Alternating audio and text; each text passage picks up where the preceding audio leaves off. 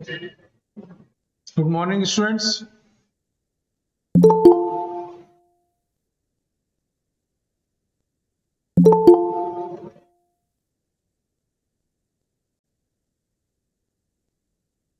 आप लोग मुझे सुन पा रहे हैं? Yes, sir. Okay. Good morning.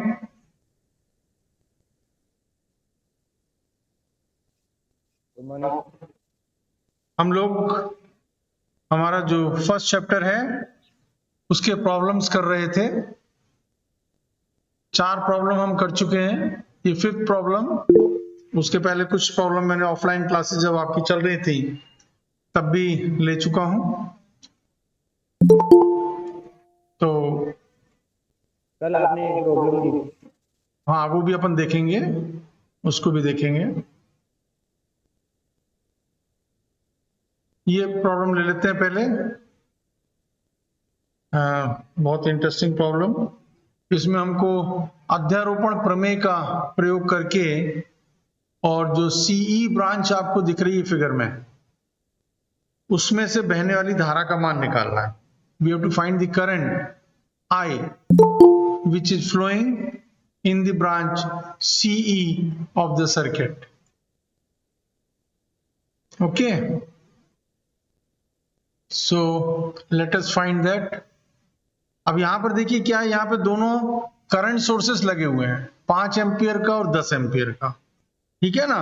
तो जब हम ने आपको बताया कि जब भी करंट सोर्सेस होते हैं तो हम टर्मिनल्स को, जब हम सोर्स को हटाते हैं तो टर्मिनल्स को ओपन कर देते हैं, राइट? तो यहां पर भी हम सुपरपोजिशन थ्योरम में क्या करते हैं, सुपरपोजिशन थ्योरम में किसी एक सोर्स को रखते हैं और बाकी सभी सोर्सेस को उनकी आंतरिक प्रतिबाधाओं से प्रतिस्थापित कर देते हैं। यहां पर आंतरिक प्रतिबाधा कोई भी दी हुई नहीं है, तो इसलिए यहां पर जब हम इन सोर्सेस का इस्तेमाल करेंगे तो कोई एक सोर्स ले लेंगे और बाकी सोर्सेस को अपन हटा देंगे। ठीक है? तो मान लीजिए अपन ने 10 एम्पियर सोर्स को हटा दिया, सपोज। ओके, 10 एम्पियर सोर्स को हटा दिया तो हमारा सर्किट कैसा बन जाएगा? हमारे सर्किट में अब हमारे पास रह जाएगा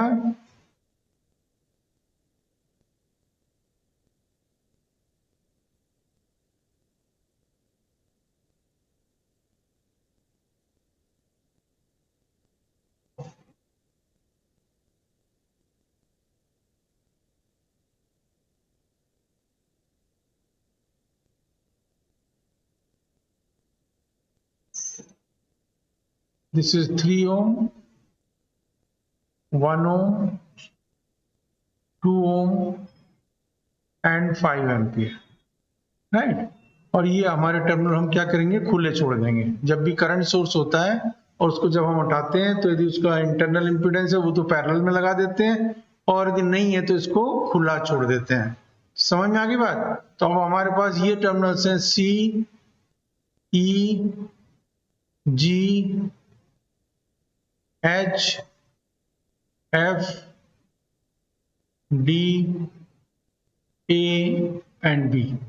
हमें सी टर्मिनल में बहने वाली धारा का मान निकालना है, तो हमें दोनों सोर्सेस से निकालेंगे और फिर इनको जोड़ देंगे। तो यहाँ पर सी टर्मिनल से जो धारा बहेगी उसको मान लीजिए अपन इसको निकालने के लिए हम क्या करते हैं कि करंट जब हमको इससे निकालना है तो यहाँ पे तो करंट 5 एम्पियर है, तो हमारा ये जो करंट है ये तो हमारा 5 एम्पियर है।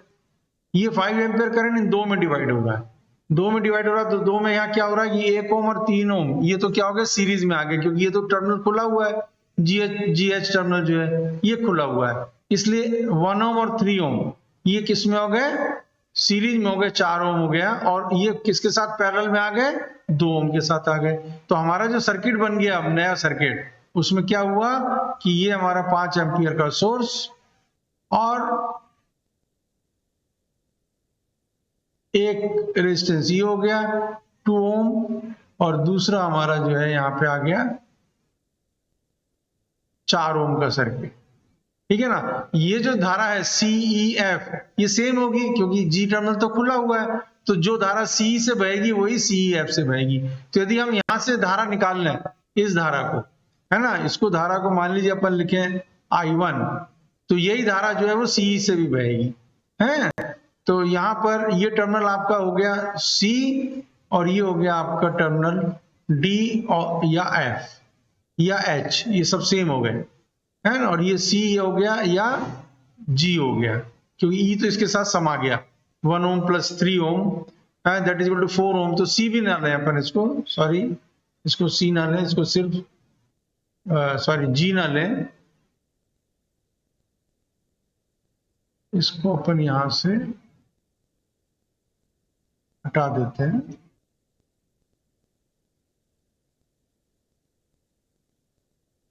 इसको हमने ले लिया मान लीजिए I1, और ये धारा है आपकी 5 एम्पियर। तो अब हमने बताया था आपको करंट डिस्ट्रीब्यूशन लॉ, उसके हिसाब से हम I1 धारा को लिख सकते हैं। तो कोई भी बता सकता है मुझे I1 हम क्या लिखेंगे यहाँ पे? 2/2 plus 4 into 5. 2/2 plus 4 into 5. 2 plus 4 into 5, very good, है राइट। सो 2/2 plus 4 into 5, तो ये क्या हो गया आपका 10/6, या this will be equal to 5/3 ampere. समझ में आ गई बात? इस तरह से हमने क्या निकाल लिया, I1 निकाल लिया। अब हमें I2 निकालना है, तो हम क्या करेंगे, I2 निकालना है तो इसको हटा देंगे, है ना, 5 एम्पियर को हटा देंगे। इसको हटा देंगे तो A और B टर्मिनल जो है वो क्या हो जाएंगे, खुले टर्मिनल हो जाएंगे, राइट। तो अब यहाँ पर जो हम यहाँ पर है, अब जो नया सर्किट हमारा बनेगा उसमें हम क्या करेंगे, इसको हटा दें, ये हटा दिया हमने, ठीक है। और यहां क्या किया, यहां पे ये हमारा जो 10 एम्पियर का जो सोर्स है वो लगा दिया, 10 एम्पियर। समझ में आ रहा है? तो सेकंड टाइम में हमने ये कर दिया। अब यहाँ ये जो 5 एम्पियर, हमने इसको भी हटा देते हैं, ये 5 एम्पियर नहीं होना चाहिए हम अपने को। अब यहां से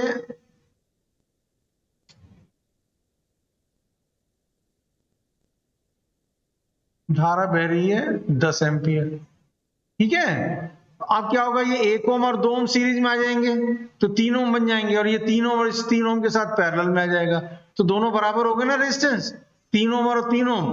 तो अपन डायरेक्ट लिख सकते हैं कि हमारी जो I2 धारा होगी किससे बहेगी, वो अपने किससे लेनी है, यहां से लेनी है। This is your I2, okay है। तो I2 धारा किससे जा रही है, 1 ओम और 2 ओम से जा रही है। तो I2 धारा हमारी क्या हो जाएगी, कितनी हो जाएगी, 10/2, है ना, क्योंकि दोनों रेजिस्टेंसेस बराबर है, 5 एम्पियर, है ना, बराबर है रेजिस्टेंस। वैसे भी आप निकाल सकते हो 3/3 + 3 है, तो 1/2 हो जाएगा। So this is your 5 ampere. तो ये I2 निकल गई। अब जो I धारा निकलेगी वो क्या होगा, वो इनका योग होगा, बीजगणितीय योग है, अलजेब्रिक सम। परंतु आप देखोगे कि जो I1 धारा अपन ने ली थी वो क्या थी, इस डायरेक्शन में है I1 धारा, और I2 धारा उसके अपोजिट डायरेक्शन में है। तो क्या हो जाएगा, इनमें इनका डिफरेंस मिलेगा, मतलब I2 बड़ी है, धारा ज्यादा है, तो अपन इसको लिख दें I2 minus I1। So that is 5 minus 5/3, so that is 10/3 ampere. ठीक है, समझ में आ गया आप लोगों को, कोई डाउट इसमें? ओके, तो आप चलते हैं, कल मैंने जो प्रॉब्लम दिया था वो प्रॉब्लम ले लेते हैं। ये वाला प्रॉब्लम दिया था ना, यस सर। ओके। अब यहाँ पे हमें क्या करना है, हमें अलग अलग ब्रांचेस में जो धारा बह रही है, करंट बह रहा है, उसका मान निकालना है। तो उसका मान निकालने के लिए अपन क्या करेंगे, सुपरपोजिशन थ्योरम लगाना है। तो अपन पहले क्या करते हैं, चलो E और F टर्मिनल में से 6 एम्पियर का जो हमारा ये सोर्स है, इसको हटा देते हैं, ठीक है। इसको हटा दिया हमने, यहां से इसको हटा दिया, तो इस 2 ओम का तो कोई रहा नहीं, क्योंकि टर्मिनल E और F क्या हो गए, ओपन हो गए, ओपन हो गए ना टर्मिनल, ठीक है। तो 2 ओम का तो कोई अस्तित्व नहीं रहा। अब रह गया हमारे पास 4 ओम और ये 4 ओम, 8 ओम रह गए यहाँ पे, ठीक है। तो यदि आप मान लीजिए नए सर्किट में इसको हटाने के बाद हमारी धारा ये, मान लीजिए हम इसको I1 डैश ले लें, तो I1 डैश क्या हो जाएगी, I1 dash that will be equal to 24/4 समझ में आ रहा है? क्योंकि 2 ओम का अस्तित्व खत्म हो गया इसको ओपन करते ही।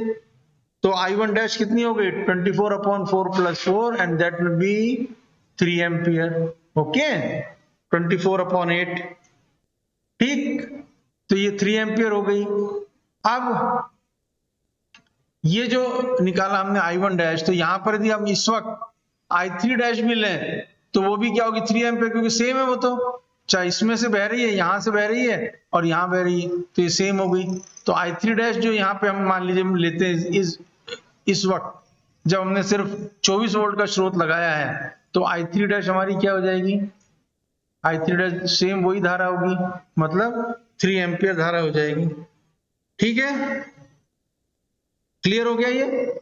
ओके, नाउ अब अपन क्या करते हैं, इस 24 वोल्ट के सोर्स को हटा देते हैं। तो अब यहां से मान लीजिए अब हम जो है नेक्स्ट राउंड में, ये तो हमने हटा दिया, इसको रख दिया वापस, है, और हमने इसको हटा दिया, इसको हटा दिया। तो इसको हटाएंगे तो हम क्या करेंगे, यहां पे शॉर्ट कर देंगे, है ना। वोल्टेज सोर्स जब अपन हटाते हैं तो इनको क्या करते हैं, शॉर्ट कर देते हैं। तो शॉर्ट कर देंगे तो नया सर्किट कैसे बन गया आपका, कि ये जो 4 ओम वाला है रेजिस्टेंस, ये इस 4 ओम के साथ पैरेलल में आ गया। ठीक है। और तो क्या होगा, अब ये धारा कितनी, I2 ये 6 एम्पियर है, ये वाली जो 6 एम्पियर का सोर्स लगा है, तो 6 एम्पियर धारा इसमें से बह रही है, ये इसमें डिवाइड हो रही है इन दोनों में, तो ये दोनों बराबर हो गए तो क्या होगा, 3 एम्पियर हो जाएगी, 3 एम्पियर हो जाएगी, है ना। तो ये उसको अपन लिख दें, मान लीजिए I1 डबल डैश, ठीक है, और इसको लिख दें अपन I3 डबल डैश, अब इस कंडीशन में, ठीक है। तो I1 double dash will be equal to I3 double dash, क्योंकि दोनों रेजिस्टेंस बराबर है, बराबर नहीं होते तो अपन करंट डिस्ट्रीब्यूशन लॉ लगा लेते हैं, तो I1 double dash is equal to I3 double dash and that will be equal to 6/2, so that will be 3 ampere. समझ में आ गई बात? ठीक है, तो आपको I1 डैश मिल गया, I1 डबल डैश मिल गया, तो I1 कितनी हो जाएगी, कोई भी बता सकता है? 0 हो जाएगी सर, 0 हो जाएगी, है, क्योंकि दोनों धाराएं जो है वो अपोजिट डायरेक्शन में है, राइट। तो ये क्या हो जाएगी, धारा 0 हो जाएगी।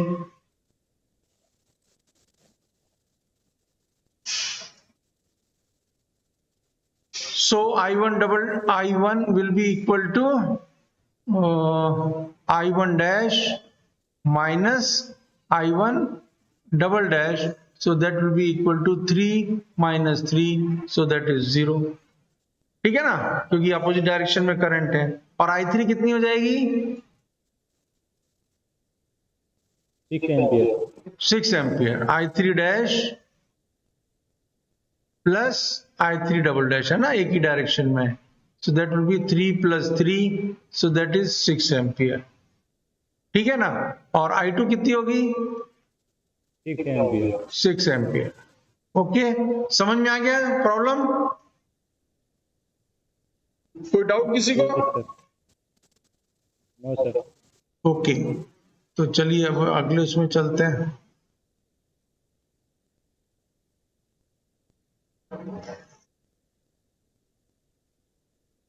Find the short circuit current and Thevenin resistance of the two terminal network shown in figure।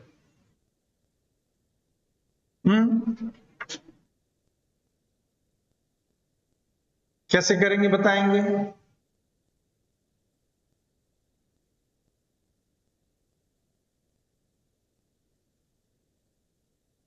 Short circuit current, short circuit current का मतलब क्या हुआ,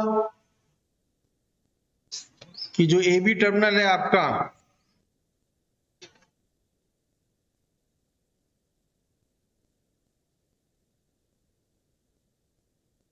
this is and Thevenin resistance है। एक सेकंड, अब हमने कहां से लिया है?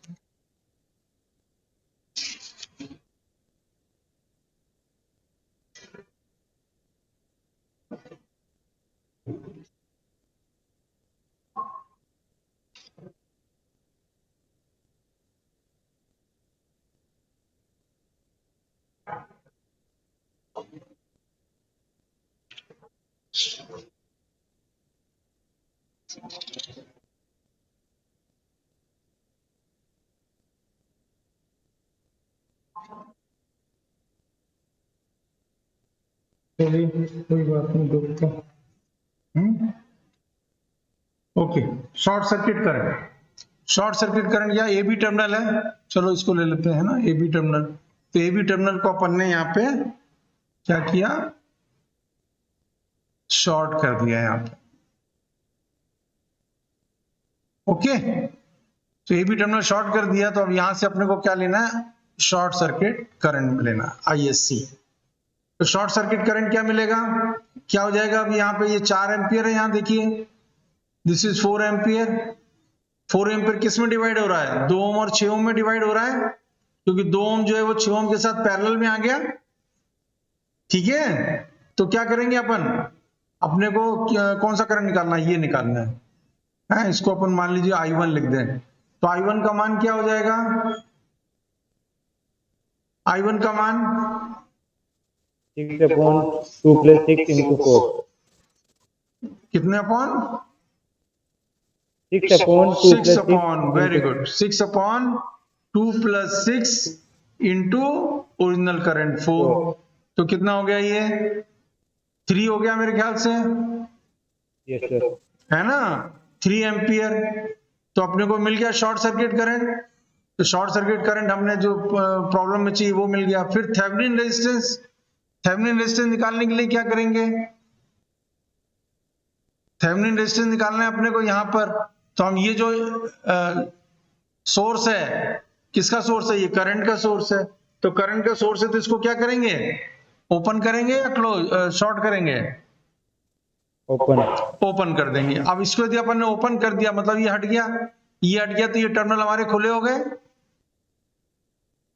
है ना। और थेवेनिन रेजिस्टेंस अपन कहां निकालते हैं, अपन यहां निकालते हैं थेवेनिन रेजिस्टेंस RTH, किसके बीच में, ए और बी के बीच में। और उस वक्त हम इसको क्या करते हैं, ये जो शॉर्ट सर्किट है इसको क्या कर देंगे, ओपन कर देंगे, है ना। यहां पे इसको ओपन कर दिया। आप बताइए रेजिस्टेंस क्या होगा इसके बीच में, RTH। ये तो हट गया आपका, आपका ये जो है ये हटा दिया हमने, सोर्स हटा दिया। तो आपके पास क्या बचा, 2 ओम और 4 ओम, 6 ओम बचे ना, ये 2 और 6, ये वाला पोर्शन भी हट गया, ये भी हट गया। आपके पास सिर्फ ये रह गया 2 और 6, किसके बीच में, ए और बी के बीच में। तो कितना रेजिस्टेंस हो गया RTH, 8 ohm. 8 ohm. 2 + 6 that is equal to 8 ohm. समझ में आ गई बात है, ठीक है, कोई डाउट इसमें सर थेवेनिन सर्किट में लोड रेजिस्टेंस होना जरूरी है। है।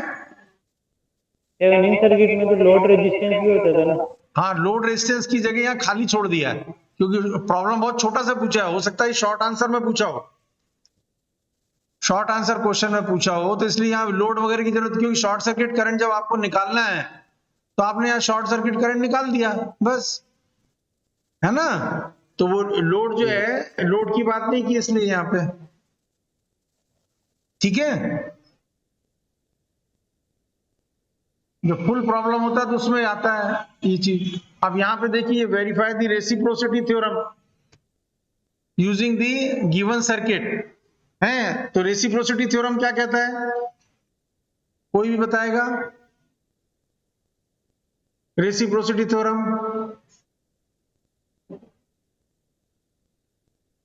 पारस्परिकता प्रमेय,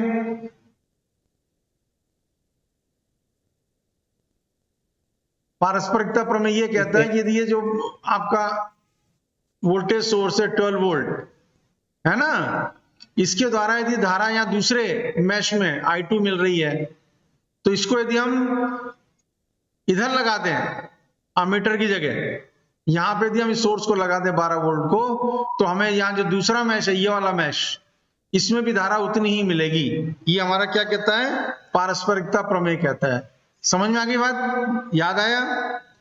तो अपन क्या करेंगे, पहले अपन ये 12 वोल्ट को यहीं रहने देते हैं और इसके कारण हम I2 का मान निकाल लेते हैं।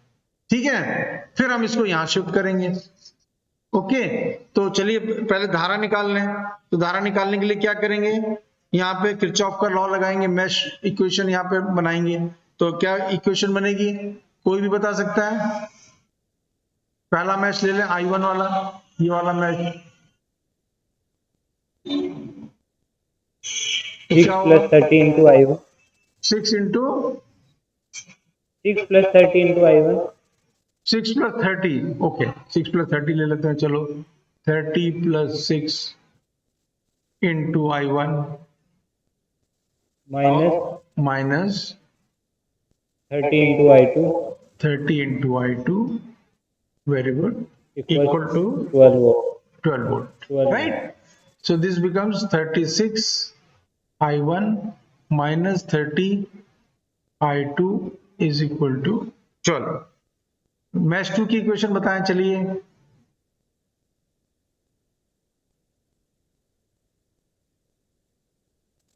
I2 into 30, I2 into 10 plus 30 into I2 होगा। 10 प्लस 30 इंटू I2 है ना, तो कितना हो गया 40, तो plus 40 I2 minus 30 I1, minus 30 I1 equal to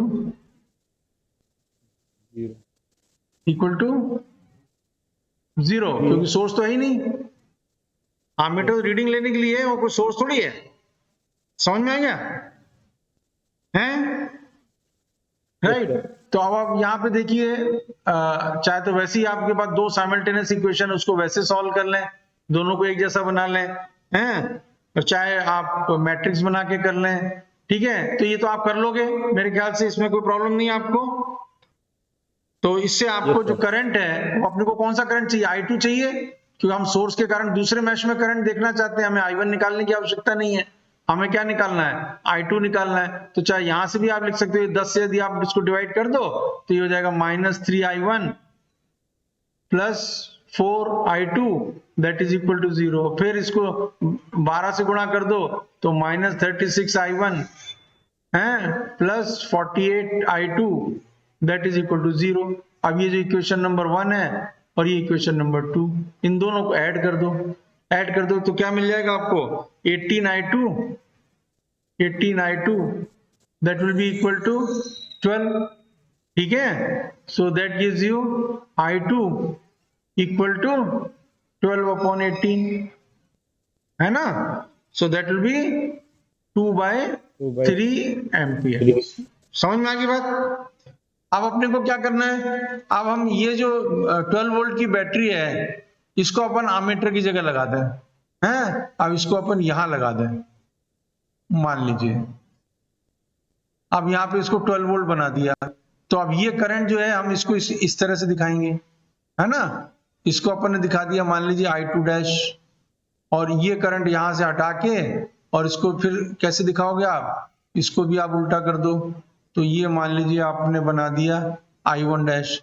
तो अब अपने को I1 डैश निकालना है और ये प्रूव करना है कि I1 डैश बराबर I2, है ना। तो चलिए बताएं, ये सर्किट समझ में आ रहा है या उसको बनाऊं अलग से?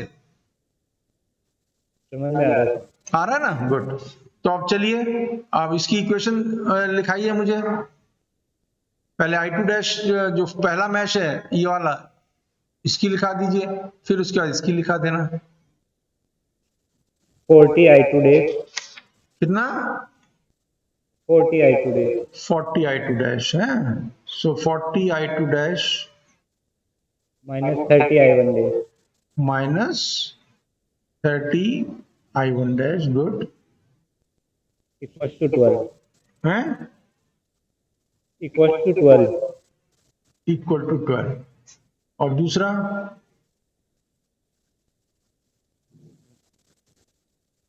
दूसरा बताएं। 36 I1 dash 36 I1 डैश,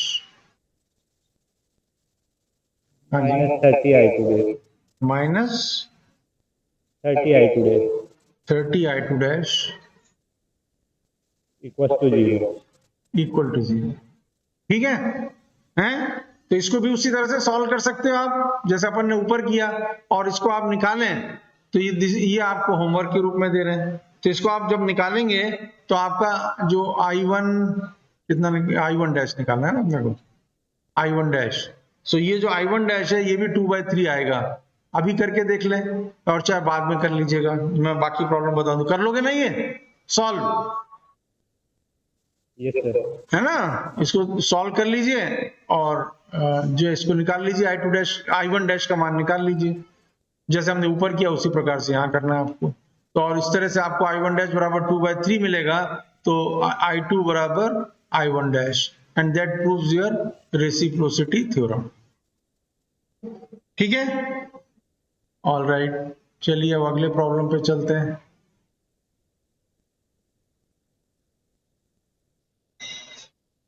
अब इस प्रॉब्लम में क्या दिया हुआ है? For the AC generator shown in figure find the value of load so that maximum power is transferred to the load. ये मैक्सिमम पावर ट्रांसफर थ्योरम के ऊपर आधारित है। ये जो प्रॉब्लम है किस पे है? मैक्सिमम पावर ट्रांसफर थ्योरम पे है। अब ये क्या कह रहा है कि आप लोड निकालिए, लोड का मान, जिससे कि इसमें अधिकतम शक्ति का संचरण हो। बताइए क्या लोड हो सकता है इसमें?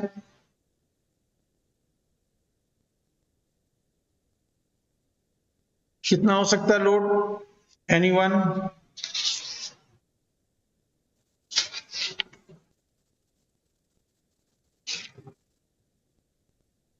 कोई नहीं बता सकता? इतना डिफिकल्ट है? सर कॉम्प्लेक्स कॉन्जुगेट होता है इसका। कॉम्प्लेक्स कॉन्जुगेट होता है, वेरी गुड। तो कॉम्प्लेक्स कॉन्जुगेट होने के लिए क्या होना पड़ेगा बताइए? जो ये अपना रेजिस्टेंस है तो 200 माइनस 100। 100 से तो काम नहीं चलेगा ना बेटा, ये 100 तो जो है 100 ओम, ये एक्सेल के लिए बताया हुआ है, एक्सेल 100 ओम है। Yes sir. है ना, एक्सेल जो है ये 100 है, तो आपको क्या करना पड़ेगा?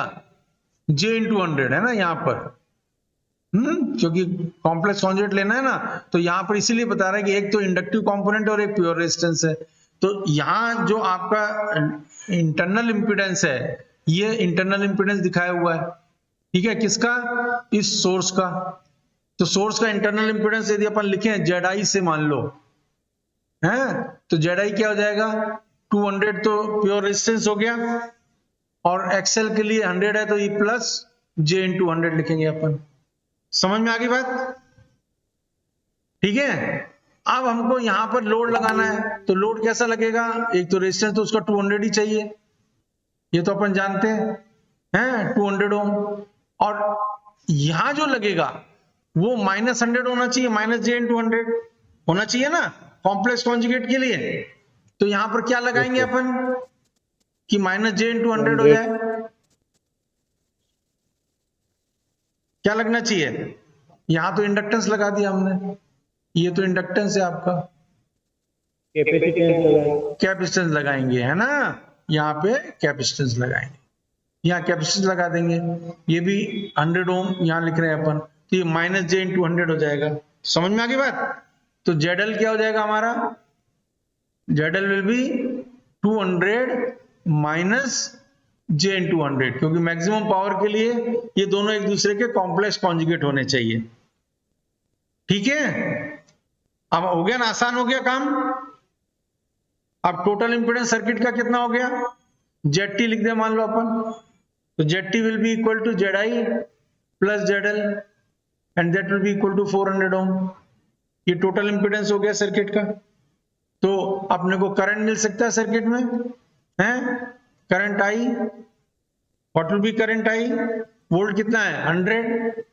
100 upon 400। Alright, so that is 1/4 ampere current मिल गया अपने को। ठीक है, तो मैक्सिमम पावर क्या हो जाएगा, P maximum which is delivered to the load है। तो मैक्सिमम पावर क्या होगा, क्या बताया था, आई स्क्वायर इंटू RL, जो लोड है, लोड का रेजिस्टेंस कितना है 200 ओम है, ठीक है, और करंट कितना है 1/4, so this becomes your 1/16 into 200 है। तो कितना आ गया ये, कैलकुलेट कर लीजिए, हैं 4 चौक 16, 4 पंचे 20, 50, 25, 25/2, 12.5। 12.5 एम्पियर। क्लियर हो गई प्रॉब्लम, क्लियर हो गया है। तो इसमें थोड़ा सा बस सोचना है कि भाई हमको क्या करना है यहाँ पे। चलिए एक और प्रॉब्लम लेते हैं लास्ट, फिर इसके बाद इसको खत्म करेंगे। यहाँ पे देखिए क्या है, अब तो आपको समझ में आ गया होगा इसको कैसे करना है। वो तो पूरा हो गया ना, अपन ने मैक्सिमम पावर निकाले, और कुछ निकालना था नहीं, वैल्यू ऑफ लोड निकाल लिया था अपन ने और मैक्सिमम पावर निकाल लिया। Okay, now let us see this problem. For the given circuit what would be the load impedance ZR, ZR का मान क्या होगा if maximum power is delivered to the load, यदि अधिकतम शक्ति जो है वो डिलीवर हो रही है लोड को, ठीक है, तो ZR का मान क्या होगा, कौन बताएगा, what will B ZR, 120 120 minus 50J है ना, या J इंटू 50, समझ में आ गई बात है। सो ये एक तरह से हो गया आपका RR माइनस JXC है ना, ठीक है। तो resistive component of the load जो है वो 120 हो गया। अब इसके बाद क्या दिया है इसमें, और देखिए क्या दिया हुआ है, if frequency is 300 hertz find the components of load है, मतलब आपको क्या निकालना, C की वैल्यू निकालनी है। XC दिया हुआ है, XC कितना है 50 है, यहां से RR that is equal to 120 ohm and XC that is equal to 50 ohms, ठीक है। तो C कैसे निकालोगे, कोई भी बता सकता है, C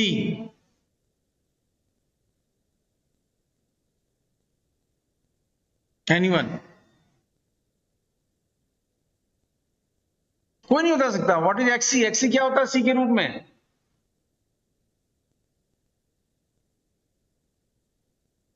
ओहो ये हालत है बताइए आपकी, आप ये नहीं बता पा रहे। XC इज 1/ωc है, XL इज L ओमेगा या J ओमेगा L लिखते हो आप, और XC जो है वो 1/ωc, तो ये हो गया, ठीक है। तो XC 1/ωc है, तो this is nothing but 1/2πf into C, और XC का मान कितना है 50 ओम है, ठीक है। तो C की वैल्यू क्या हो जाएगी, what will be C, C will be equal to क्या होगा, C उधर चला जाएगा, 50 नीचे आ जाएगा, तो 1/100 इंटू 3.14 राइट इंटू F कितना दिया हुआ है 300 हर्ट्ज दिया हुआ है, सो दिस इज 1/100 इंटू 3.14 या 22/7 वो ले सकते हो आप, और इसको कैलकुलेट करो, तो कैलकुलेट करके आप देख लीजिएगा, this comes out to be 10.61 microfarad, ठीक है, ओके। एनी डाउट इसमें, किसी को कोई डाउट, देखिए कितने बार आ चुका है एग्जाम में, ये देखिए आप कितनी लाइन लगी हुई है हैं, कितने बार एग्जाम में आ गया, ठीक।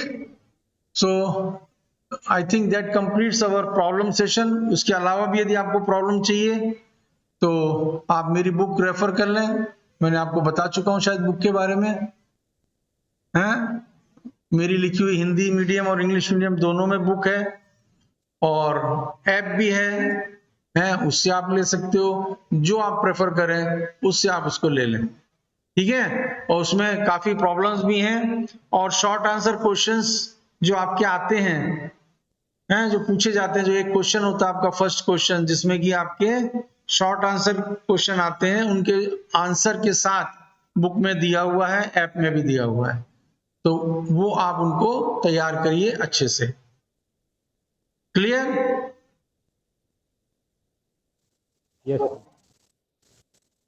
और किसी को कोई डाउट?